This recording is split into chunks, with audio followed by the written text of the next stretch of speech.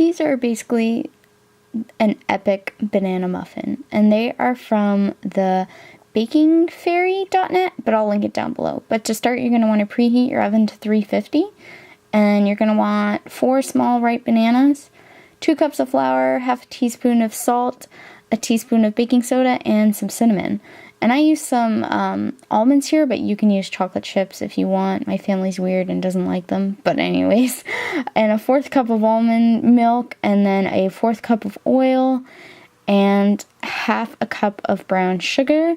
And then you just need 2 teaspoons of vanilla.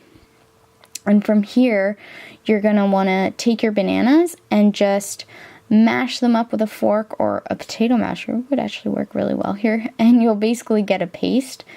And then from here, you're going to add your brown sugar, and I have my handy cupcake spatula, which is just freaking awesome, and I mix that in with the bananas just until basically everything is incorporated. And then I add 2 teaspoons of vanilla freehand, and then from here you're going to add about half of your dry mix, and start to really mix that in.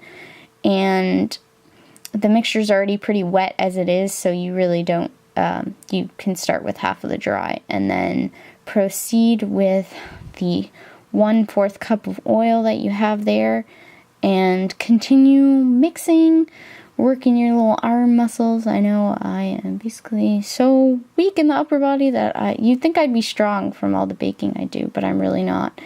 And then add the rest of your dry mix in there and continue mixing away there. And all that is left to really mix in is the 1/4 cup of almond milk. But of course, if you were going to mix in, chocolate chips or even walnuts or any type of nut, I would suggest doing that now. And basically the mixture that you're going to have is really like a thick kind of paste.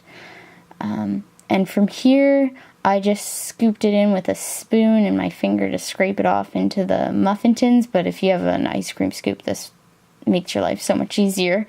But I basically got around 11 muffins, but my liners were jumbo, so I'm sure if you had the regular muffin cup things, then you would get all 12 out of them. And I just decided to top the muffins with the almonds on top, because I thought it would be, a nice, cute little decoration, and they toast a little bit in the oven when they're baking away.